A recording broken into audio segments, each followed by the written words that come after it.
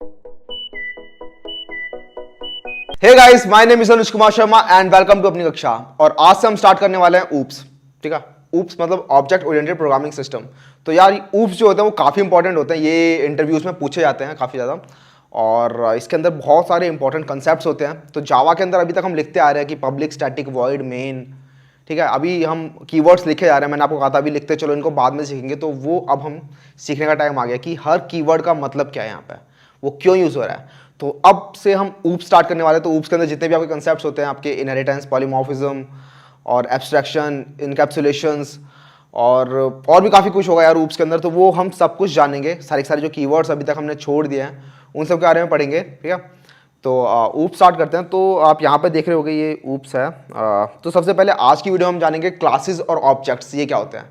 तो main pillars oops के जो होते हैं वो क्लासेस एंड ऑब्जेक्ट्स होते हैं। उसके बाद फिर आपके जो चार कंसेप्ट्स होते हैं इसके अंदर वो होते हैं इनहेरिटेंस, पॉलीमॉर्फिज्म, एब्स्ट्रैक्शंस, इनकैप्सुलेशंस। और इनके अराउंड काफ़ी सारी चीज़ें रिवॉल्व करती हैं, उन सब के बारे में जानेंगे। ठीक है, तो स्टार्ट करते हैं यार ऑब्जेक्ट के बारे में। तो जब ये कोर्स स्टार्ट हुआ था तभी मैंने कहा था कि जावा जो होती है वो एक ऑब्जेक्ट ओरिएंटेड प्रोग्रामिंग लैंग्वेज है। ठीक है, उस टाइम पे मैंने कहा था आपको कि जावा ऑब्जेक्ट ओरिएंटेड लैंग्वेज क्यों है, क्योंकि ये जो रियल वर्ल्ड के जो प्रॉब्लम्स है उनको काफ़ी ईजिली टैकल कर सकती है। जैसे आप रियल वर्ल्ड के अंदर किसी भी चीज़ को देखोगे वो एक ऑब्जेक्ट है। ऑब्जेक्ट है मतलब, ऑब्जेक्ट का मतलब क्या है, यहाँ पे मैंने लिखा हुआ object have some state and some behaviour. ठीक है, तो कोई भी ऑब्जेक्ट होगा उसका कुछ स्टेट होगा, उसका कुछ बिहेवियर होगा। सपोज ये बोर्ड है, तो ये एक ऑब्जेक्ट है। इसका स्टेट क्या है कि इसका कलर जो है वो वाइट है। ठीक है, इसके बॉर्डर्स हैं। ठीक है, इनका लेंथ क्या है, इनका विड्थ क्या है, ये इसका स्टेट हो गया। इसका बिहेवियर क्या है कि you can write on it. ठीक है, इसका राइट, इरेज, ये इसके बिहेवियर होते हैं। ठीक है, तो कोई भी चीज़ उठा के देख लो यार, ये लैपटॉप उठा लोगे तो इसका ब्रांड, इसका स्टेट हो गया। ठीक है, इसके अंदर कितने मेमोरी कार्ड है, कितना रैम है, वो सब इसकी स्टेट हो गई। और फिर इसके कुछ बिहेवियर होगा कि you can write on it. ठीक है, और यू कैन डिस्प्ले। तो ये सारी चीज़ें जो हैं ये इसके बिहेवियर होते हैं। तो everything in a real world is an object. ठीक है, तो इसी तरीके से आपकी प्रोग्रामिंग के अंदर भी काफ़ी सारी चीज़ें होती हैं, वो उनको ऑब्जेक्ट्स बना लिया गया है। इससे फ़ायदा क्या होता है यार, इससे फ़ायदा ये होता है कि आपका जो कोड होता है ना वो काफ़ी ह्यूमनली रीडेबल हो जाता है। मतलब समझने में काफ़ी आसानी होती है कि हाँ, क्योंकि आप डे टू डे लाइफ में ऑब्जेक्ट्स का डील कर रहे हो, तो प्रोग्रामिंग के अंदर भी आप ऑब्जेक्ट्स का डील करोगे। ठीक है, तो ऑब्जेक्ट्स जो होते हैं वो ऊप्स का काफ़ी फंडामेंटल पार्ट होता है। ठीक है, ऑब्जेक्ट ओरिएंटेड प्रोग्रामिंग लैंग्वेज का मतलब समझ में आ रहा है, ऑब्जेक्ट वहाँ से आया है। तो objects have some state and some behaviour, ये समझ में आ गया होगा। जितने भी आपके ऑब्जेक्ट्स होते हैं प्रोग्रामिंग के अंदर भी, जितने भी आपके ऑब्जेक्ट्स होंगे उन सब का कुछ ना कुछ स्टेट होगा और उनका कुछ ना कुछ बिहेवियर होगा। आगे जानेंगे इन सब के बारे में। An object can be defined as an instance of a class. तो अभी क्लास के बारे में बाद में बात करेंगे, बट क्लास के जब भी आप एक ऑब्जेक्ट बनाते हो, आपके पास एक क्लास होती है, उसके आप मल्टीपल ऑब्जेक्ट्स बना सकते हो। सपोज आपके पास एक क्लास है, ये एक क्लास है, लेट्स से कैट। ठीक है, कैट नाम की एक क्लास है। अब इसकी आप मल्टीपल कैट्स बना सकते हो। तो ये तो आपकी क्लास है और इस क्लास का यूज करके आप मल्टीपल ऑब्जेक्ट्स बना सकते हो। ठीक है, मल्टीपल कैट्स बना सकते हो। ये एक एक्चुअल कैट नहीं है, यहां पे कोई कैट ही नहीं है। जब तक ये क्लास है ये कोई कैट नहीं है, बट जैसे इसके ऑब्जेक्ट्स बन जाएंगे अब वो एक्चुअल कैट होगी। ठीक है, सपोज ये कैट 1 है, अब इस कैट, और ये कैट 2 है, कैट 3 और कैट 4। तो ये जो चारों होंगी ये कैट, अलग अलग कैट्स हैं। ठीक है, अब इस कैट के अंदर, हर कैट के अंदर कुछ प्रॉपर्टीज होती है और कुछ बिहेवियर होता है।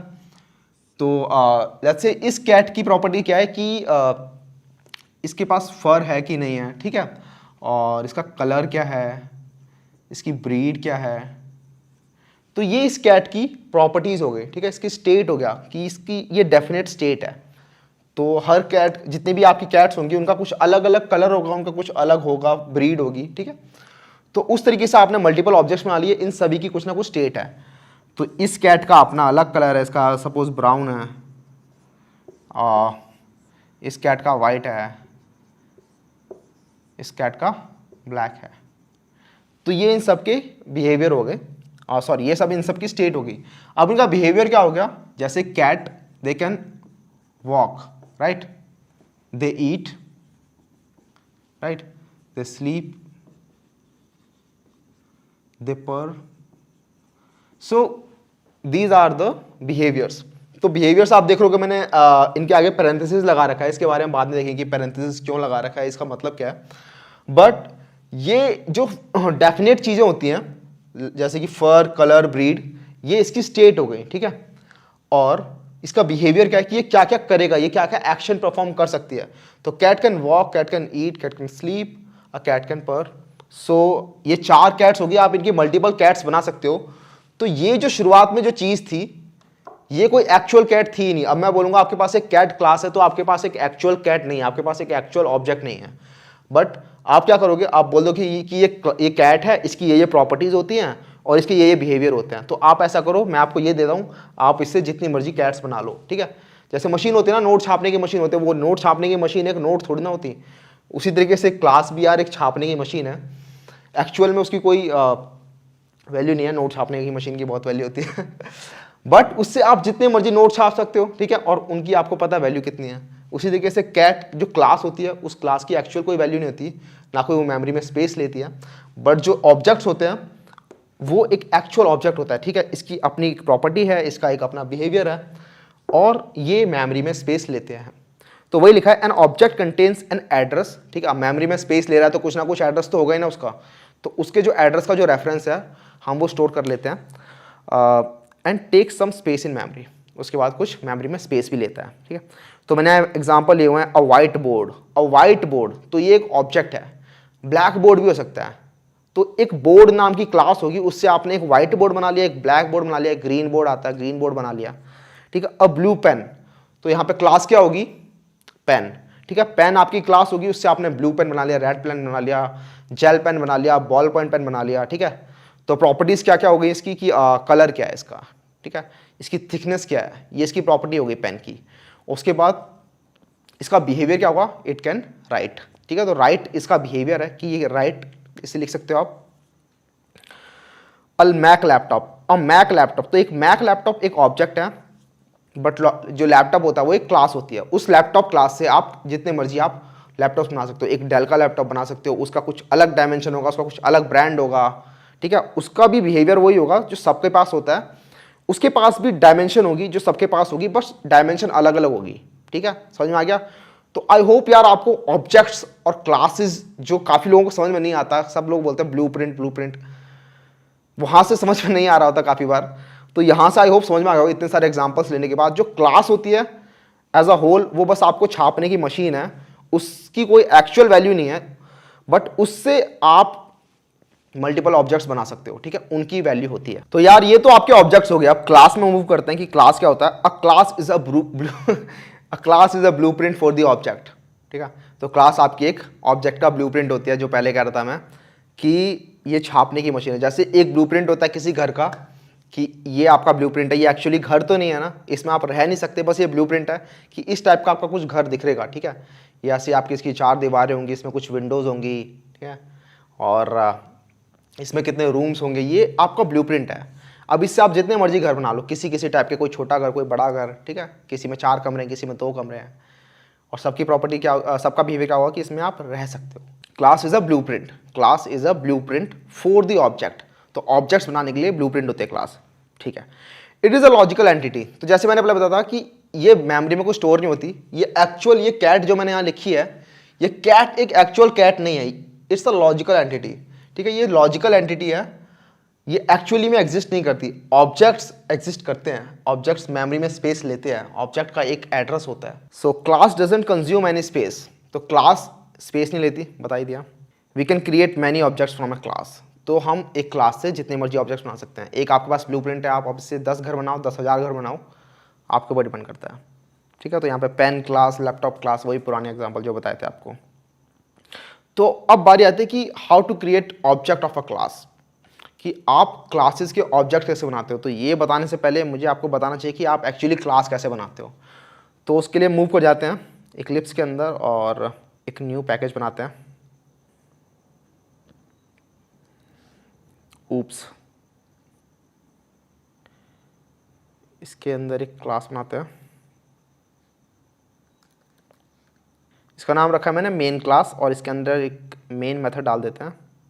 आप इस क्लास का नाम कुछ भी दे सकते हो, मैंने आपको बताया था कि क्लास का जो नाम होता है वो कैमल केस होना चाहिए। मैंने यहाँ पे इस क्लास का नाम मेन क्लास रख दिया। तो अभी तक आप जितने भी आपने प्रोग्राम लिखे हैं आपने सबके अंदर एक ना एक क्लास बनाई है, ठीक है। जावा के अंदर आप काफ़ी सारे प्रोग्राम लिख चुके हो, आपको पता नहीं था कि क्लास कैसे काम करते हैं, लेकिन अभी तक आप काफ़ी सारी क्लासेस बना चुके हो पहले से ही, ठीक है। उनके हालांकि आपने ऑब्जेक्ट्स नहीं बनाए, बट स्कैनर हमने यूज़ किया है काफ़ी बार। स्कैनर का आप न्यू करके SC scanner SC equals to new scanner लिखते हो, तो वो जो SC होता है वो एक स्कैनर का ऑब्जेक्ट ही होता है, ठीक है। न्यू कीवर्ड जो होता है वो एक ऑब्जेक्ट जनरेट करता है। तो हमने क्लासेस भी कर लिए, ऑब्जेक्ट्स भी कर लिए, बस आपको पता नहीं था। अब हम उनके अंदर डीप डिग करने वाले हैं कि एक्चुअली होते क्या है। तो ये मेन क्लास है। तो जैसा कि मैंने आपको बताया था पहले भी कि जो एक फाइल होती है जावा के अंदर, डॉट जावा वाली जो फाइल होती है, उसका जो नाम होता है वो पब्लिक क्लास के इक्वल होना चाहिए, ठीक है। तो ये जो पब्लिक क्लास मेन क्लास है, तो एक फाइल के अंदर एक ही पब्लिक क्लास हो सकती है। अब ये पब्लिक, प्राइवेट और एक प्रोटेक्टेड भी होता है, वो सब क्या होता है उनके बारे में बाद में बात करेंगे। बट अभी के लिए इतना जान लो कि कोई भी जावा की फाइल होगी उसके अंदर एक ही मेन क्लास होगी, एक ही पब्लिक क्लास होगी, एक ही पब्लिक क्लास होगी। और वो जो पब्लिक क्लास होगी उसका नाम आपको फाइल के नाम के इक्वल रखना है। बाकी आप उसके अंदर जितनी मर्जी क्लासेस बना सकते हो। तो मैं एक क्लास बनाता हूँ, लेट्स से कैट। तो ये कैट क्लास बन गई। तो कैट क्लास बनाने के लिए करना, आपको क्लास लिखना है, क्लास कीवर्ड, ये क्लास कीवर्ड, उसके बाद कैमल केस कैरेक्टर्स के अंदर ही आपको उस क्लास का नाम देना है। तो ये क्लास हो गई आपकी कैट, देख रहे हो। ऐसे ही मैं चाहूँ तो एक डॉग की क्लास बना सकता हूँ, तो एक डॉग की क्लास हो गई है। तो आप जितनी मर्जी क्लासेस बना सकते हो, लेकिन आपकी पब्लिक क्लास सिर्फ एक ही होगी। अगर मैं इस क्लास को पब्लिक करूँगा तो आप देखोगे कि यहाँ पे कंपाइलेशन एरर आ रहा है। क्या कह रहा है?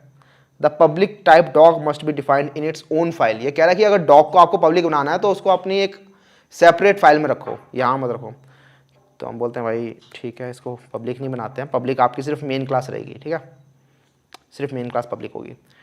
ओके, तो ये तो हो गई क्लास। अब मैंने आपको कहा था कि क्लास के अंदर आप एक स्टेट डाल सकते हो। ये क्लास है, ये कैट क्लास है, इसके अंदर फर, कलर, ब्रीड, ये इसकी स्टेट है, और वॉक, ईट, स्लीप, पर, ये सारी इसकी बिहेवियर्स हैं। तो कैट के अंदर भी आप सेम वही कर सकते हो। आप इसके अंदर डिफाइन कर सकते हो कि इसकी स्टेट क्या है और उसका बिहेवियर क्या है, और उसके अकॉर्डिंग आप मल्टीपल कैट्स बना सकते हो। तो इसके अंदर मैं जैसे कि सबसे पहले क्या है, कलर, ब्रीड और फर। सो पहले बूलियन बना लेते हैं, हैज़ फर, कि इसके पास फर है कि नहीं है, ठीक है। कुछ होती है ना कैट्स जिनके ऊपर फर नहीं होता। तो इस कैट का कुछ यार कलर भी हो सकता है, तो स्ट्रिंग कलर हो गया, ठीक है। और इसकी ब्रीड हो सकती है कुछ, मुझे कैट की ब्रीड का तो पता नहीं है ज़्यादा, ठीक है। कुछ कैट की ब्रीड हो सकती है। और लेट्स से इसके अंदर कुछ कि इसके लेग्स कितने हैं। हर एक कैट के 4 लेग्स नहीं होते, किसी किसी के 3 भी होते हैं। तो लेग्स हो गई, आइज़ हो गई, या कितनी लेग्स हैं कितनी आइज़ हैं। तो ये इस कैट की प्रॉपर्टीज़ हो गई, ठीक है, इस कैट की प्रॉपर्टीज़ हो गई, या फिर स्टेट्स कह सकते हो आप इन्हें। उसके बाद आप, ये तो आपकी स्टेट्स हो गई जो आपको स्टेट्स कहा था मैंने। उसके बाद आपके कुछ बिहेवियर भी होते हैं, तो आप वो उन बिहेवियर्स को भी डिफाइन कर सकते हो। तो बिहेवियर डिफाइन करने के लिए यार आपको मेथड्स बनाने पड़ते हैं। फंक्शंस भी कहते हो ना सी लैंग्वेज के अंदर, यहाँ पर उन्हें मेथड्स कहते हैं बेसिकली।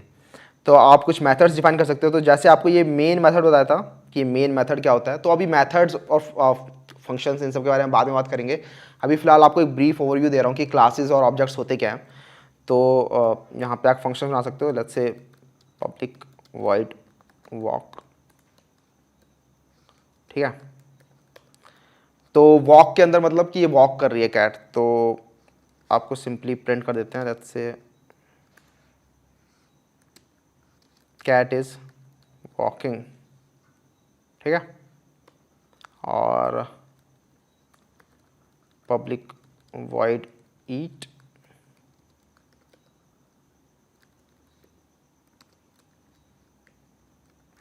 कैट इज ईटिंग, ठीक है। तो इसी तरीके से आपकी मल्टीपल बिहेवियर हो सकते हैं यहाँ पे, वॉक, ईट, स्लीप, जितने मर्जी आप डाल सकते हो। तो ये आपका एक ऑब्जेक्ट के लिए आपकी क्लास तैयार हो गई है।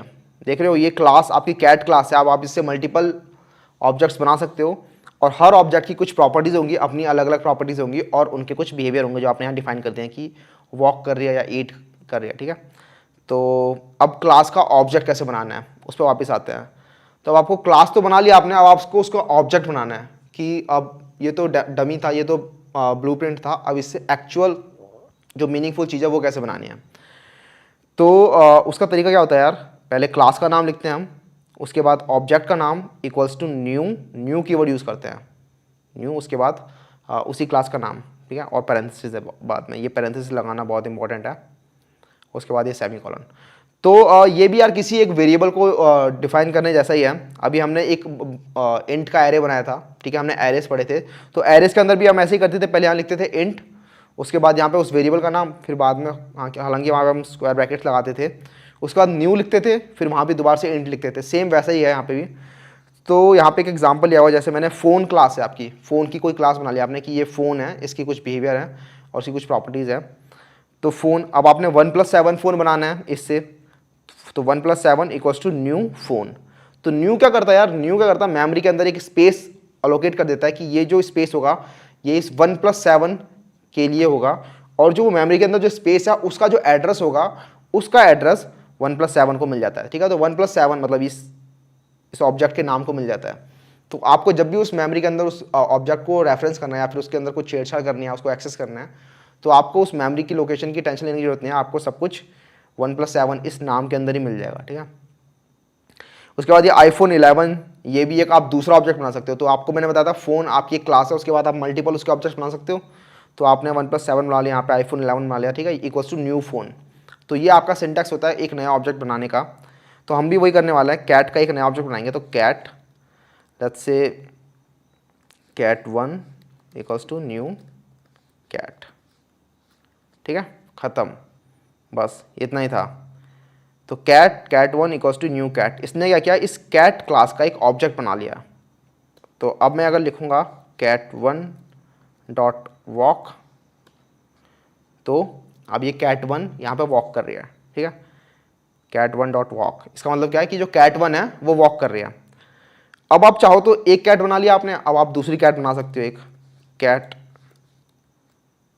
cat2 equals to new cat, ठीक है।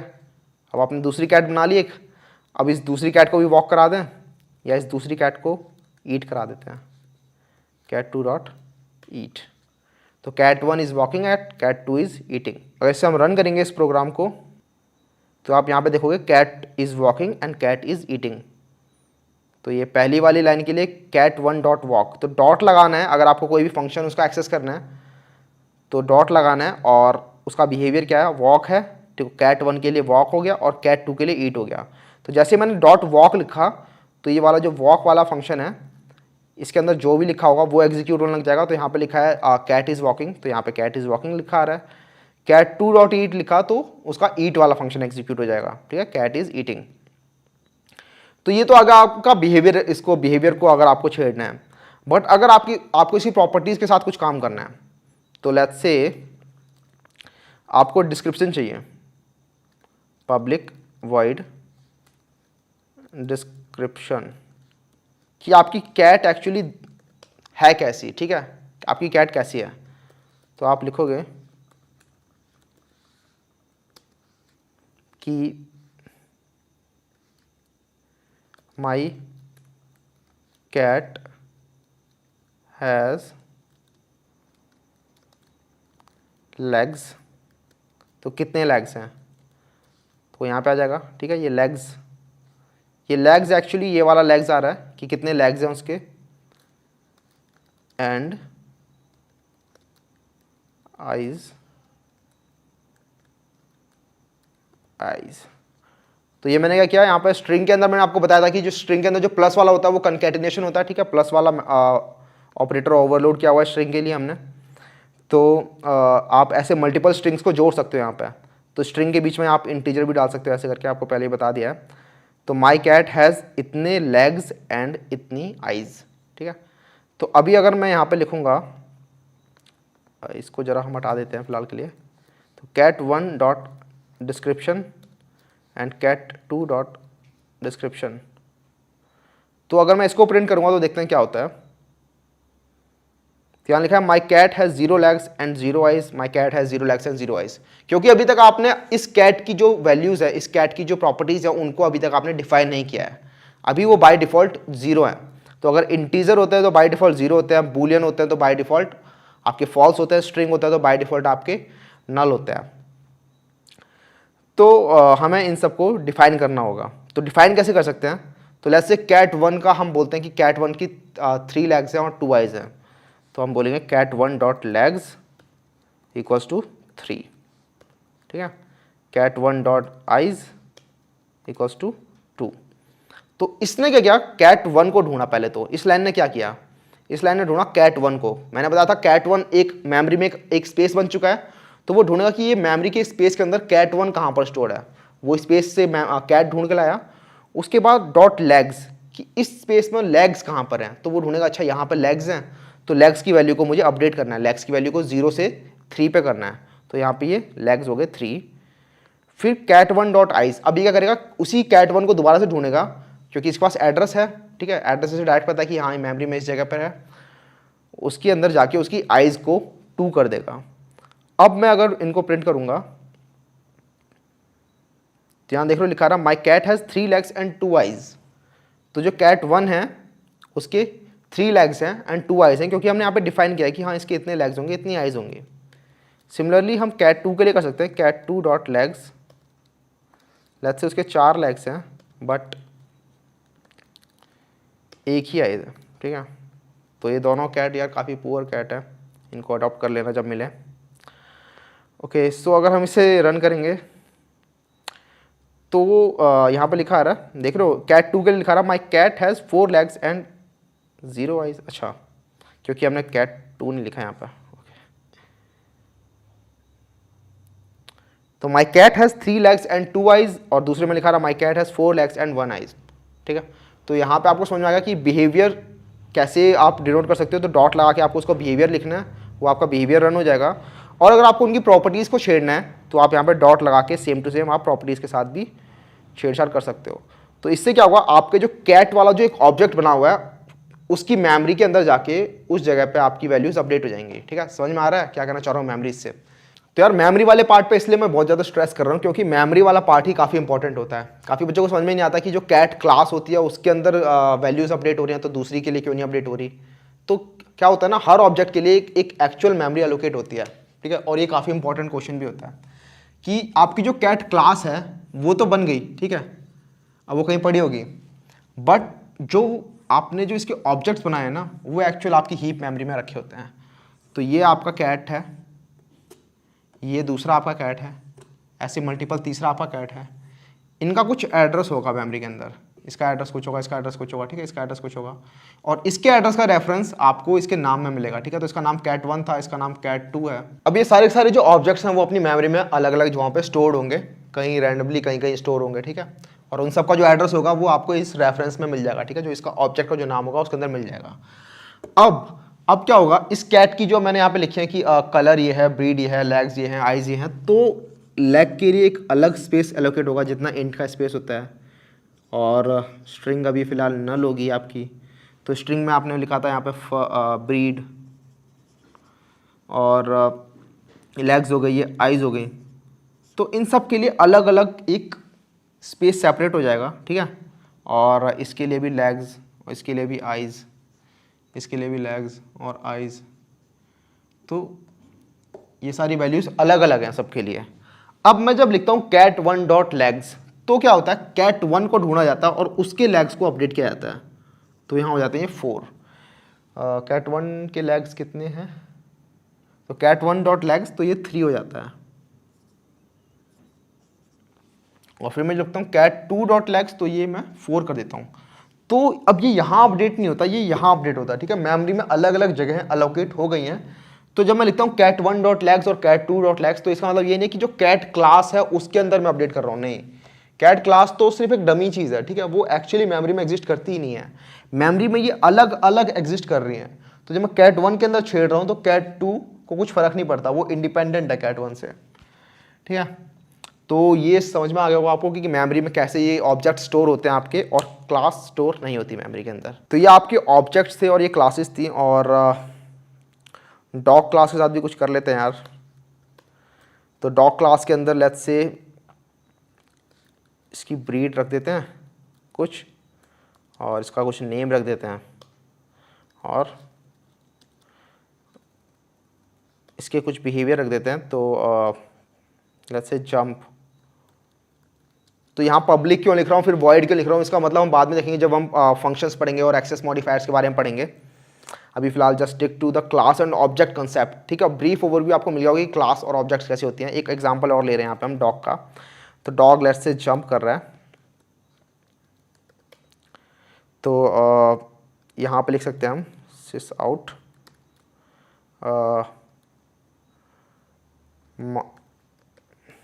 माय डॉग नेम जंप्ड, ठीक है। तो माई डॉग, उसका जो नेम होगा उसका वो जंप्ड। और लेट्स से डिस्क्रिप्शन कि इस डॉग का क्या डिस्क्रिप्शन है, इस डॉग का क्या डिस्क्रिप्शन है। तो डिस्क्रिप्शन अगर आपको इस डॉग का लेना है तो आपको ऐसे एक्सेस करना पड़ेगा इसे कि my dog name is name and its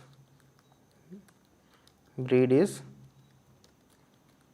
breed, ठीक है। तो ये लंबी लाइन हो गई थोड़ी, तो बस मैंने वही लिखा है कि माई डॉग्स नेम इज़ नेम, जो हम नेम बताएंगे इस डॉग का नेम क्या है और इसकी ब्रीड क्या है।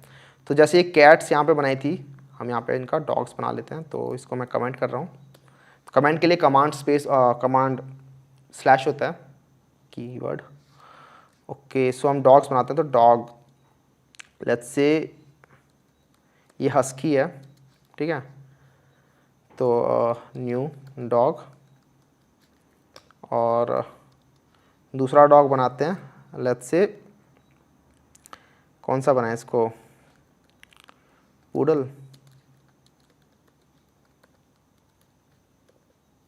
तो ये डॉग्स हो गए आपके, दो अलग अलग डॉग्स हैं। आप मल्टीपल बना सकते हो, 3 4 जितने मर्जी बना सकते हो। और हम इनको डिफाइन कर देते हैं कि हस्की की जो ब्रीड है वो होगी हस्की, यह थोड़ा नाम अच्छा हो सकता था। और इसका जो नेम होगा वो हो जाएगा लेट्स से ब्राउनी। और जो पूडल की जो ब्रीड होगी वो हो जाएगी पूडल, और उसका जो नेम हो जाएगा वो हो जाएगा, क्या रखें, मिस्टर मूलचंद जी। ओके, तो यहाँ पर 2 डॉग्स हो चुके हैं। अब हम इनको जंप करा सकते हैं, इनका डिस्क्रिप्शन ले सकते हैं, क्योंकि इनका बिहेवियर वही है, जंप और डिस्क्रिप्शन। इसके अलावा इनका कोई बिहेवियर नहीं है। हम चाहें तो इनके अंदर मल्टीपल बिहेवियर्स ऐड कर सकते हैं। तो ऐसे यार जो आपकी क्लासेस होती हैं उनके अंदर कुछ बिहेवियर होते हैं और उनका कुछ स्टेट्स होती हैं। तो हम क्लासेस के अंदर आगे मूव करेंगे। हम देखोगे प्रोग्रामिंग के अंदर कि बहुत इंपॉर्टेंट क्लासेस होती हैं और उनकी क्या प्रॉपर्टीज़ होती है और उनका क्या बिहेवियर होता है। तो यहाँ पे फिलहाल हम डमी क्लासेस बना रहे हैं, क्योंकि मैंने आपको बताया था कि जो जावा के अंदर जो ऑब्जेक्ट ओरिएंटेड प्रोग्रामिंग लैंग्वेज है वो रियल वर्ल्ड से इंस्पायर्ड है। तो यहाँ पे वही रियल वर्ल्ड का एग्जांपल ले रहा हूँ मैं कि आपके जो डॉग्स होते हैं, कैट्स होती हैं। बट सिर्फ यही नहीं होता रियल वर्ल्ड का मतलब, आपके प्रोग्रामिंग के अंदर काफ़ी सारे कंसेप्ट होते हैं जो काफ़ी ईजिली सॉल्व हो जाते हैं जब आप उनको रियल वर्ल्ड की हेल्प से समझते हो।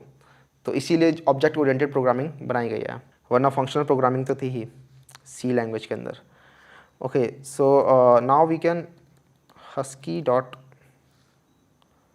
जंप, तो हस्की जंप कर जाएगा।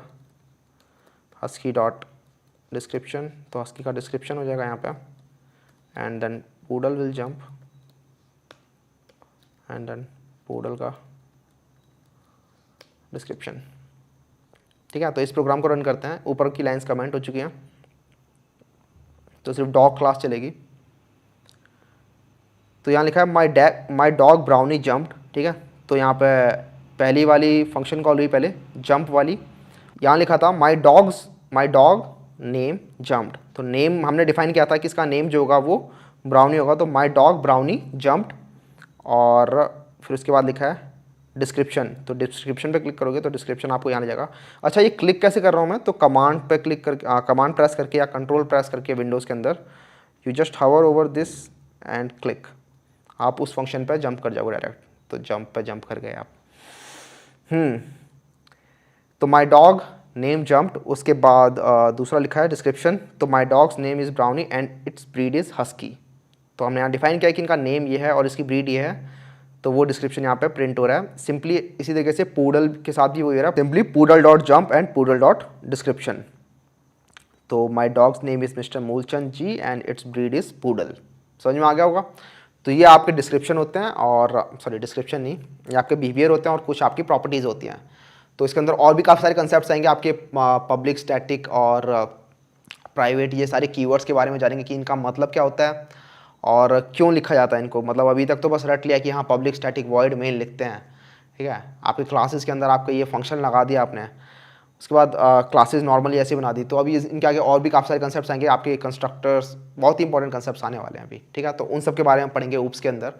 और इंटरव्यूअर्स पॉइंट ऑफ व्यू से पढ़ेंगे कि इंटरव्यूअर जब ऊप्स के अंदर कुछ पूछता है तो वो क्या चीज़ आपसे पूछना चाहता है, तो उन सबको भी हम डिस्कस करेंगे इसके अंदर, ठीक है। तो आने वाली वीडियोस के अंदर हम बात करने वाले ऊप्स के अंदर और भी चीज़ों के बारे में, ठीक है। तो तब तक के लिए इनको प्रैक्टिस करते रहिए, और एरेज और स्ट्रिंग्स के जो क्वेश्चंस हैं उनको प्रैक्टिस करते रहना, ठीक है। लास्ट वीडियो में बता देता है कि कहाँ कहाँ से कैसे प्रैक्टिस करना है, how to practise like a pro, so वहाँ से प्रैक्टिस करना है, ठीक है। तो तब तक के लिए चलते हैं यार, see you, have a good day, bye.